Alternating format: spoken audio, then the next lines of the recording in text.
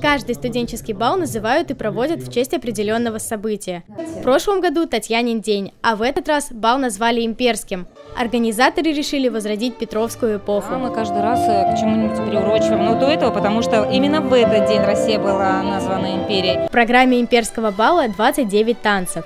Первый – полонез. По традиции его открыл ректор с кавалером-волонтером. Студенты за неделю разучивали все танцы, чтобы помогать гостям. Пойти в такт мелодии, ответить теми жестами, которые приняты.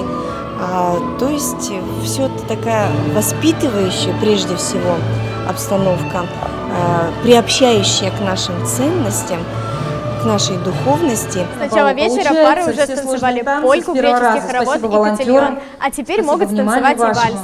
Ведь его включили в программу бала. Следующий танец. А мы хотим напомнить, что у нас есть... Всем гостям бала необходимо знать правила этикета и соблюдать дресс-код. Найти информацию можно было в группе студенческого бала. Там ежедневно публиковали посты и обсуждали костюмы.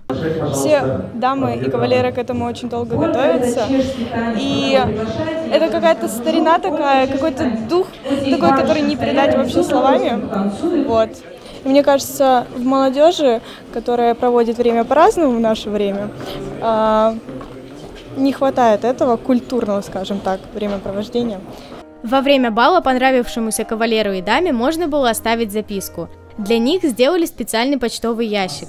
Если гости не знали имен тех, кто понравился, они могли описать костюм нового знакомого. Танцы нравится, обстановка, то, что много таких красивых девушек. Отлично, Анастасия! Все красивые, все симпатичные. Теперь побывать в другой эпохе можно не только читая учебник истории, но и посетив студенческий бал. В следующий раз его проведут в январе.